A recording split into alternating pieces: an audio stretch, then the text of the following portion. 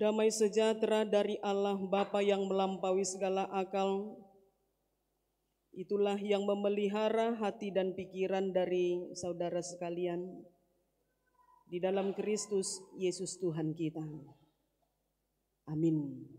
Shalom. Shalom. Puji Tuhan, kita akan mendengarkan firman Tuhan yang menjadi kabar sukacita dan berkat dalam hidup kita pada hari ini.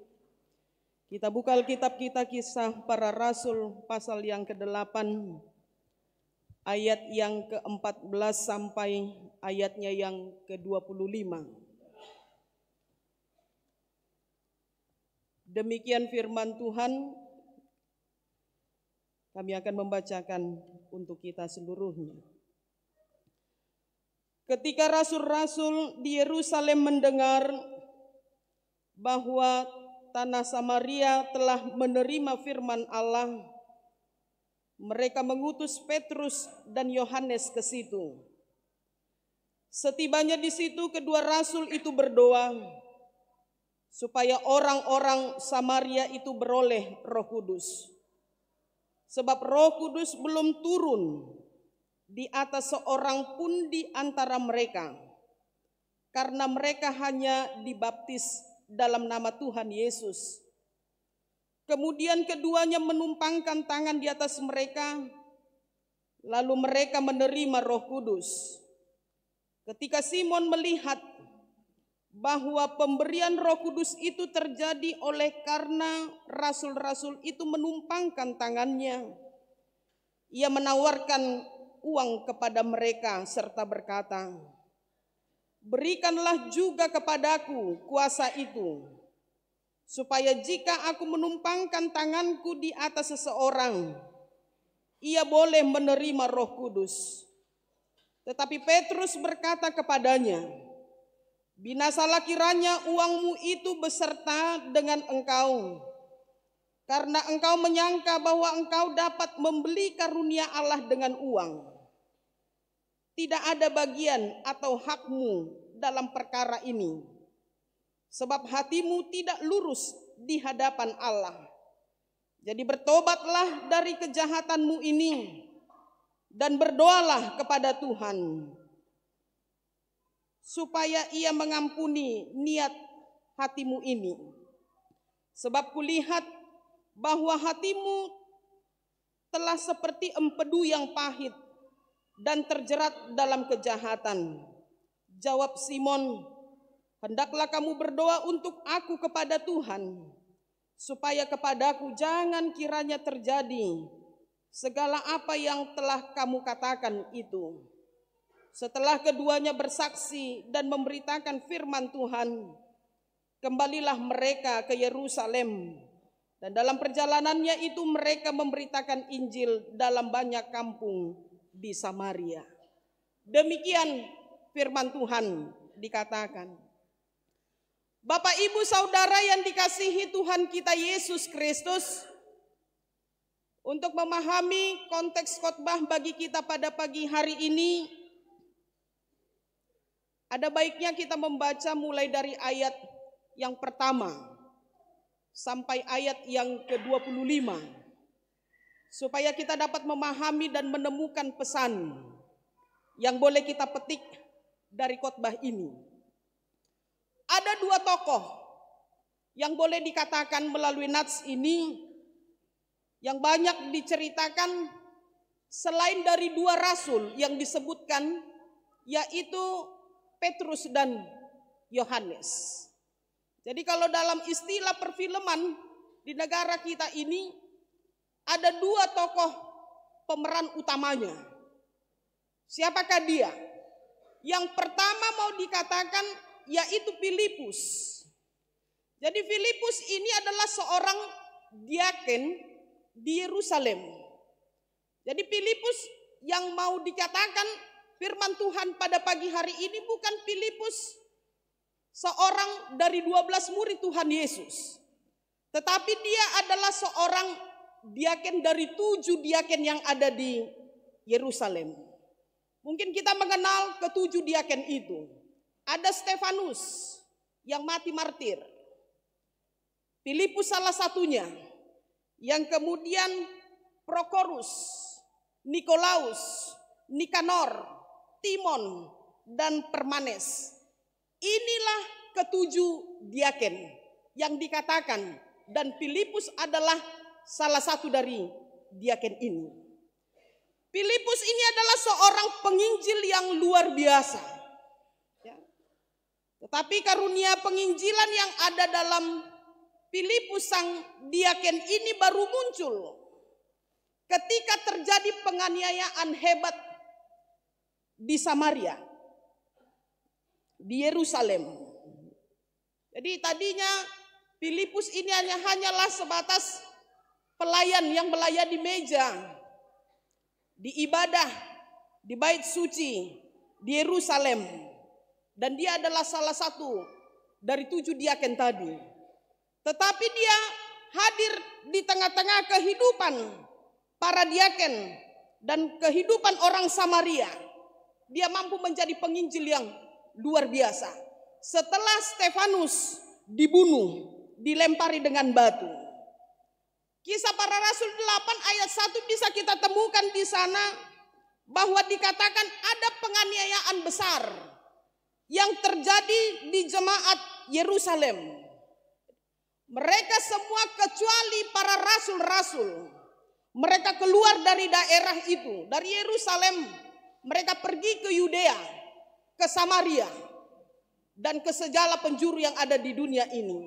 Dan ini sebenarnya sudah diingatkan dan diucapkan Yesus sebelum dia naik ke sorga. Dia berpesan kepada banyak orang, kamu akan menerima kuasa kalau Roh Kudus itu turun atasmu, dan kamu akan menjadi saksiku di Samaria, di Yudea, dan bahkan ke ujung dunia. Jadi Filipus ini keluar dan pergi dari Yerusalem menuju Samaria karena ada begitu banyak ancaman dan aniaya yang dia rasakan dalam kehidupannya. Dia pergi bersama dengan keluarganya. Jadi Filipus mulai memberitakan Injil, keluar dari Yerusalem menuju Samaria. Dan Bapak Ibu Saudara yang terkasih, boleh kita katakan Samaria ini bukan penginjilan pertama yang dilakukan oleh Filipus. Kalau kembali kita ke belakang, melihat kota Samaria, kita pasti teringat bagaimana di Samaria ini sebenarnya sudah terjadi penginjilan pertama kali yang dilakukan oleh Yesus itu sendiri.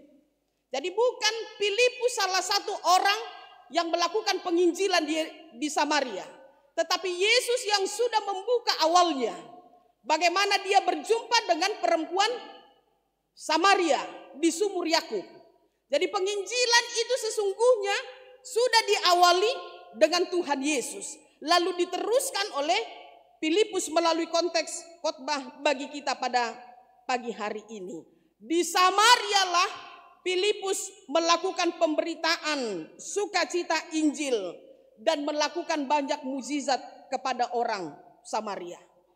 Mukjizat yang dilakukan Filipus sebenarnya karena Injil itu yang menyertai. Mukjizat yang dilakukan oleh Filipus ini sebenarnya itu kuasa dari pemberitaan Injil yang dia sampaikan di tengah-tengah kehidupan jemaat Samaria. Sehingga kehadiran Filipus membawa sukacita dan kebahagiaan dalam kehidupan mereka, karena mereka merasakan tidak hanya Injil yang diberitakan, tetapi ada sukacita, mukjizat yang boleh dinyatakan, yang boleh dikerjakan dan ditunjukkan Filipus di tengah-tengah kehidupan orang Samaria. Sehingga hasil dari pelayanan yang dikerjakan Filipus ini akhirnya dia menjadi viral. Dia menjadi terkenal karena pemberitaan Injil tadi. Dia dikenal oleh banyak orang, oleh jemaat Samaria karena ada banyak mukjizat yang dia kerjakan. Dan pelayanan yang dia kerjakan ini tidak menjadi kesombongan dalam kehidupannya. Ada banyak orang ketika dia sudah melayani dikenal banyak orang, lalu timbul keangkuhan dalam dirinya. Tapi tidak bagi Filipus dalam hal ini. Justru dia tekun dan dia dengan tulus memberitakan Injil itu kepada banyak orang dan melakukan mukjizat yang menyertai pelayanannya. Sementara kalau kita lihat lagi konteks selanjutnya, dikatakan bahwa di kota Samaria ini, sebelum Filipus hadir di tengah-tengah kehidupan mereka, ada seorang tokoh yang lama yang sudah terkenal di kota itu. Tokoh yang memang diagung-agungkan dalam kehidupan orang Samaria. Dan tokoh itu adalah Simon. Kenapa Simon menjadi orang yang dikenal, yang dikagumi sebelum Filipus? Karena memang Simon ini adalah seseorang yang memiliki pengaruh di tengah-tengah masyarakat pada waktu itu. Dia mampu hadir untuk memberikan kesembuhan bagi banyak orang karena dia adalah seorang penyihir. Jadi sebelum Filipus datang ke kota itu, sudah ada yang dikenal mereka. Sudah ada yang mampu menyembuhkan, mampu untuk hadir di tengah-tengah kehidupan masyarakat yang membutuhkan pada saat itu, yaitu Simon. Jadi ketika Simon melihat Filipus hadir di kota mereka, ini menjadi sesuatu yang mengusik hati dari Simon itu sendiri. Karena merasa kehadiran Filipus ini menjadi saingan dalam dirinya. Dulu dia yang dikenal oleh banyak orang. Dulu orang banyak memanggil dirinya. Tetapi ketika Filipus hadir memberitakan Injil, memberikan mukjizat di tengah-tengah kehidupan mereka, Simon ini tidak lagi dikenal oleh banyak orang. Simon itu menjadi seseorang yang terpinggirkan di tengah-tengah kehidupan orang-orang Samaria pada waktu itu.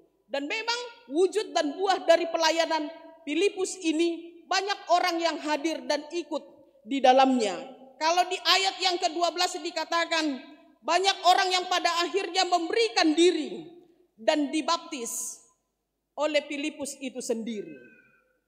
Dan kalau kita lihat kembali dengan adanya banyak orang yang memberikan diri dan dibaptis oleh si Filipus ini, ternyata situasi boleh berubah. Simon yang melihat tadinya Filipus ini adalah saingan dalam dirinya.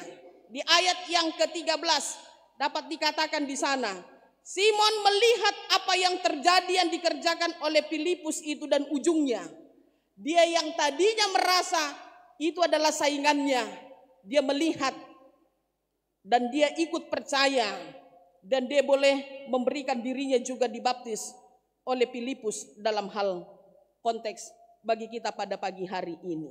Jadi Simon si tukang sihir ini merasa, oh ternyata ilmuku sudah jauh kalah dengan yang dilakukan oleh Filipus. Tetapi dengan kekalahannya ini, dia mau belajar, dia mau memanfaatkan situasi yang terjadi pada saat itu. Karena dia melihat banyak hal yang telah dikerjakan oleh Filipus, banyak mukjizat yang dia perbuat dalam kehidupannya. Sehingga dia mau peduli dan dia mau memberikan diri untuk percaya dan dibaptis oleh Filipus. Ikutlah dia dalam antrian orang-orang yang dibaptis oleh Filipus itu. Jadi Simon berpikir bahwa ketika dia dibaptis dia akan menerima ilmu kesaktian seperti apa yang dilakukan oleh Filipus bagi kehidupan orang Samaria.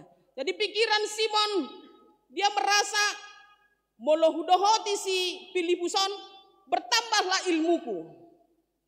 Kalau aku mengikut Filipus ini, maka akan tambah-tambah orang yang percaya dalam kehidupannya. Karena dia seorang penyihir, dia butuh ilmu ke depan, dia butuh kemampuan yang lebih lagi dalam kehidupannya. Jadi keinginan Simon untuk mengikuti Filipus sebenarnya karena ada udang di balik batu. Jadi bukan karena ketulusannya, tapi karena melihat ada kehebatan yang perlu dia ambil dalam kehidupan Filipus itu sendiri. Karena dia adalah seorang penyihir. Warna penyihir, muluna jola lana memang suadong do si Filipus. Jadi banyak orang yang hadir dalam kehidupannya ketika dia datang kepada Filipus karena untuk meminta kesembuhan dan lain sebagainya. Jasa dari si Simon ini harus dibayar. Jadi banyak orang yang hadir berani dan rela untuk memberikan berapapun yang dibutuhkan asalkan mendapatkan kesembuhan dalam diri mereka. Jadi Simon ini hadir di kota Samaria, dia juga menjadi orang yang populer dan kaya pada waktu itu. Jadi mulailah ketika kehadiran Filipus, ada banyak Injil dan kerajaan Allah yang dinyatakan pada saat itu. Di konteks khotbah bagi kita pada hari ini di ayat yang ke-14 sampai yang ke-25. Dikatakan setelah rasul-rasul mendengar bahwa Samaria telah menerima firman Allah, diutuslah dua hambanya, yaitu Petrus dan Yohanes ke Samaria. Ketika mereka datang, Petrus dan Yohanes ini berdoa kepada orang Samaria. Mereka berdoa supaya jemaat di Samaria mampu menerima Yesus dan mampu menerima Roh Kudus. Jadi ketika dua rasul ini menumpangkan tangan, terjadilah kuasa Roh Kudus dalam kehidupan mereka. Banyak tanda-tanda mukjizat yang terjadi di tengah-tengah kehidupan jemaat dan orang Samaria pada waktu itu. Banyak kuasa roh ketika penumpangan tangan itu terjadi. Apakah kuasa roh bernubuat, apakah kuasa roh dalam hal penglihatan dan lain sebagainya. Karunia-karunia roh itu turun karena memang Roh Kudus itu turun atas kehidupan mereka. Lalu karena Simon melihat yang terjadi, hal-hal besar yang telah dilakukan oleh kedua para rasul ini, Simon melihat dan tercengang. Ternyata Petrus dan Yohanes yang menumpangkan tangan dalam kehidupan mereka memberikan dampak yang besar bagi kehidupan banyak orang. Karena pekerjaan yang luar biasa, karena hal-hal yang membuat orang-orang takjub kepada apa yang telah dikerjakan dua para rasul ini, pada akhirnya Simon si tukang sihir melihat bahwa ini perlu untuk dipelajari. Kemampuan dari dua para rasul ini menjadi motivasi dalam diri Simon. Ba ikon boy doau songon nasida. Hutu horpetaho perbinuatuan ni taringot tu penumpangan tangan, kemampuan untuk memberikan kesembuhan dan lain sebagainya. Aku harus mendapatkan itu. Dia menawarkan uang kepada Petrus dan kepada Yohanes supaya kehebatan yang mereka miliki itu boleh dia beli dalam kehidupannya. Bapak Ibu Saudara yang terkasih, Simon tertarik dengan kehebatan Petrus dan Yohanes, sehingga Simon berpikir bahwa ketika dia sudah membeli kehebatan yang dimiliki kedua rasul ini, maka dia dapat melakukan hal yang lebih ke depan dalam kehidupannya. Kenapa dia mampu membeli dengan uang? Karena dia termasuk orang yang kaya. Karena dia memang termasuk orang yang dikenal pada waktu itu. Kenapa kaya? Karena memang sudah bertahun-tahun dia menjadi penyihir. Tentu dalam pekerjaannya yang selama bertahun-tahun ini ada banyak orang yang datang kepadanya dan ada banyak uang yang telah dia terima. Sehingga dengan uang itu dia mampu melihat, dia mampu membeli karunia Allah yang terjadi dalam diri Simon, dalam diri Petrus dan dalam diri Yohanes. Dia ingin punya kuasa seperti yang dimiliki oleh Petrus dan Yohanes itu sendiri. Ketika menumpangkan tangan, maka orang akan semakin banyak yang percaya dan menerima kesembuhan yang daripada Tuhan. Jadi pikiran dari Simon itu cuma satu, bagaimana dia mengembalikan popularitas dalam kehidupannya. Karena apa yang dilakukan oleh Petrus dan Yohanes bagi Simon itu adalah cara sihir yang terbaru. Jadi dia perlu untuk mendapatkan itu, dia perlu untuk membeli itu. Ternyata Simon salah. Apa yang dia pikirkan dalam kehidupannya, dia terjebak dengan kemanusiaan yang ada dalam dirinya. Dia dibaptis, dia memberikan diri kepada Filipus, tetapi sesungguhnya dia belum dipenuhi dengan Roh Kudus. Dia sudah dibaptis, tetapi dirinya belum dipenuhi dengan Roh Kudus karena memang dia hanya melihat mukjizat-mukjizat yang diberikan oleh Filipus pada saat itu. Jadi dia tidak melihat berita Injil, tetapi dia hanya melihat mukjizat yang dikerjakan oleh Filipus, dan itu yang menjadi orientasi dalam kehidupannya, bukan kepada firman itu sendiri. Ketika firman dihidupi, dipercayai, maka akan ada banyak tanda mukjizat yang pasti yang akan diberikan Tuhan dalam kehidupan kita.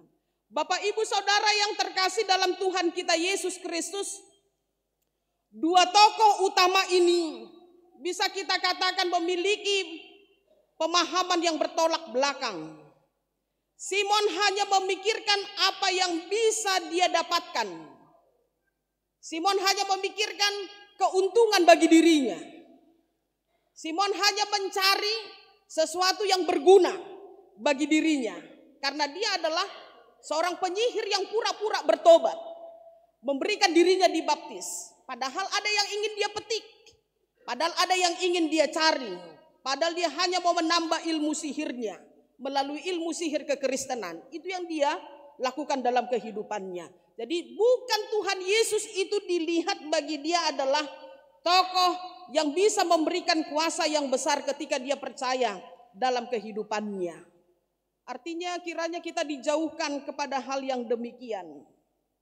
Kalau kita sudah memberikan diri kita kepada Tuhan, mari kita memberikan diri kepada Tuhan, kita lepaskan semua kehidupan dan manusia kita yang lama. Kita hanya fokus kepada Yesus yang adalah Tuhan dan Dia yang mengasihi kehidupan kita. Saya mau katakan ada banyak orang Kristen yang sama seperti Simon dan orang Samaria. Kenapa kami katakan demikian? Karena memang punya motivasi yang salah. Karena memang ada udang di balik batu. Molo sonari ini dok, ada udang di balik bakuannya. Jadi ada motivasi yang salah. Mereka mau dan tertarik menjadi Kristen dan dibaptis hanya karena melihat orang Kristen ini orang yang sukses. Ada banyak orang Kristen yang mau dibaptis, yang mau ikut dengan Yesus, tapi orientasi dan motivasinya salah. Karena dia melihat ada banyak orang Kristen yang memiliki harta, yang memiliki kemampuan, yang hidupnya diberkati, berbeda dari orang yang lain, yang memiliki tanda-tanda mukjizat dalam kehidupannya. Ada banyak orang Kristen yang demikian. Ada banyak orang Kristen yang Kristen bisa dikatakan Kristen palsu, Kristen KTP. Dia percaya kepada Kristus dalam kehidupannya, dia dibaptis, tetapi dia masih menyimpan akar pahit dalam kehidupannya. Ada banyak orang Kristen dia sudah dibaptis tapi dia masih menyimpan kekuatan dunia ini. Godang dojol mah, ala nomor 33 mana? Kristen dia, tapi dia masih memakai pemanis, asal aku 33. Ada banyak orang Kristen dia, supaya naik jabatan, dituhor mak, akan asih. Asa boy mana? Dapotan jabatan ini. Ada banyak orang Kristen sudah dibaptis. Sama seperti Simon ini yang tidak melakukan bertolak belakang dengan teladan Kristus dalam kehidupannya. Ringkas domar minggu, ringkas donian, beribadah. Tetapi dalam kesehariannya juga hadir sebagai penipu bagi kawannya. Ringkas domar minggu alai tongdo gabe perbeda di humaliang nak. Pebeda-beda hojol mak. Ringkas do mana mar minggu. Ya. Dia dibaptis. Dia ikut Tuhan Yesus dalam kehidupannya. Tetapi dalam kesehariannya dia menunjukkan bukan teladan Kristus dalam hidupnya. Karena orientasinya salah. Aku ikut Kristus supaya aku mendapatkan kesuksesan. Aku ikut Kristus supaya hidupku diberkati.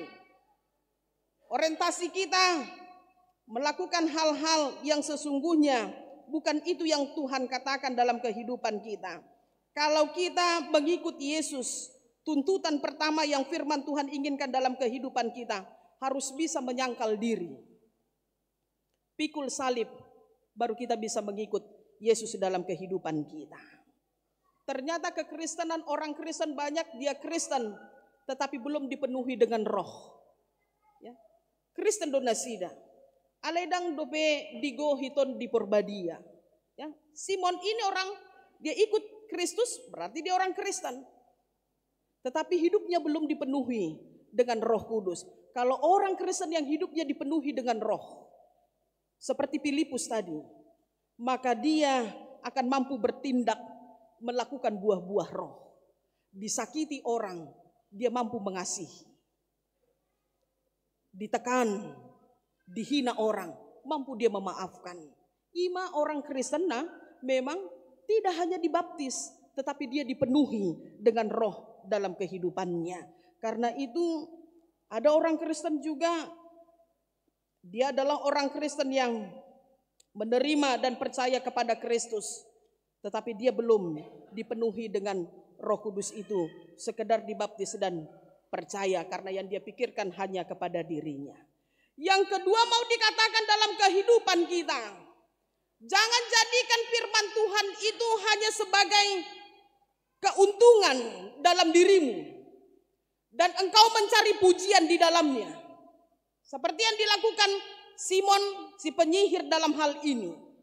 Dia mau melanggengkan semua cara hanya untuk mencari dan meraup keuntungan dirinya. Menipu banyak orang. Menipu Injil itu sendiri.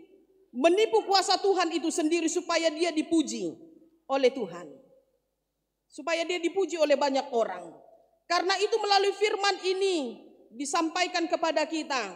Melalui dua tokoh ini kita belajar.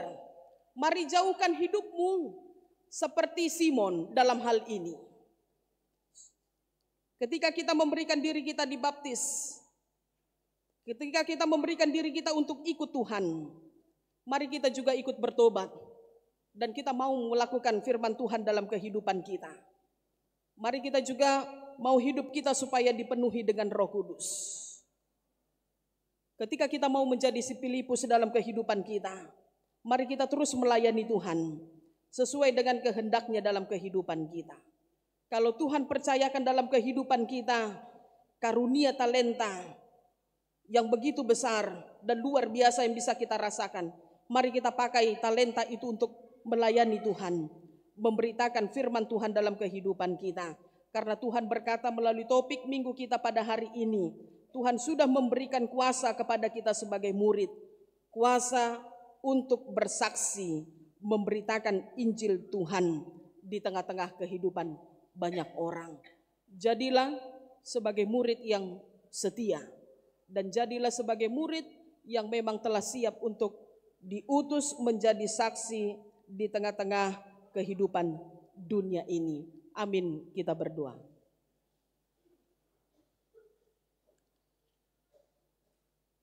Allah Bapa kami yang bertahta dalam kerajaan sorga, kami mengucapkan syukur dan terima kasih Tuhan untuk kebaikan-Mu.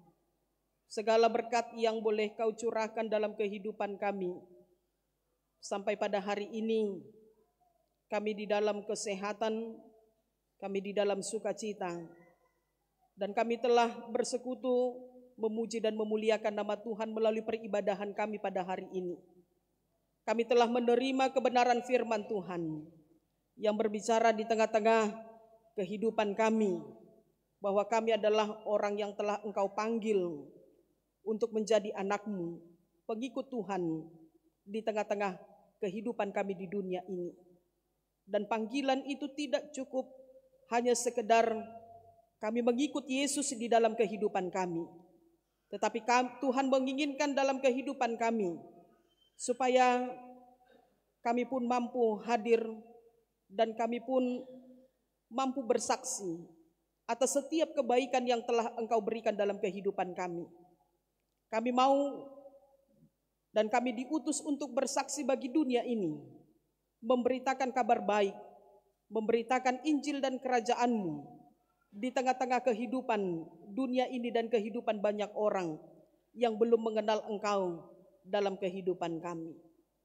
Tuhan, penuhi kami dengan Roh-Mu, sehingga kami dapat melakukan seperti apa yang Kau kehendaki di dalam kehidupan kami.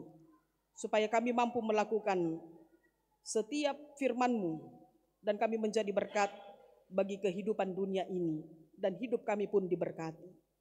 Kami mau berdoa Tuhan untuk seluruh jemaat-Mu dimanapun mereka berada pada saat ini. Kami yang boleh beribadah dan hadir pada pagi hari ini. Tuhan pelihara hidup kami. Tuhan Engkau boleh memberikan berkat-Mu di dalam perjalanan kehidupan yang masih akan kami lalui di tengah-tengah dunia ini.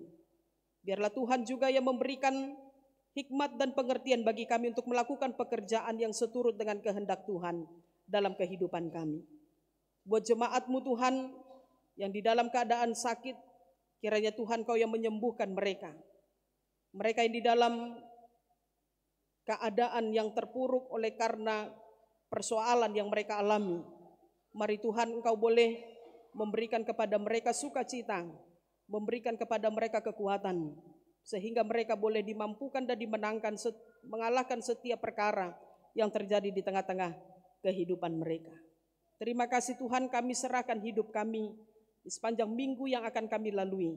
Biarlah Engkau beserta dengan kami dan memberikan kami petunjuk supaya kami melakukan seperti yang apa Kau kehendaki dalam kehidupan kami. Di atas semua permohonan dan doa yang kami sampaikan ke hadapan-Mu, kami sadar kami manusia yang lemah, yang tidak luput dari dosa dan kesalahan yang kami lakukan. Tuhan, kiranya Engkau mengampuni kami, layakkan kami menjadi anak-Mu dan menerima berkat yang daripada Tuhan untuk kehidupan kami. Inilah doa dan permohonan yang kami sampaikan Tuhan. Di dalam nama anak-Mu Tuhan Yesus Kristus, kami berdoa dan kami mengucapkan syukur kepadamu. Amin.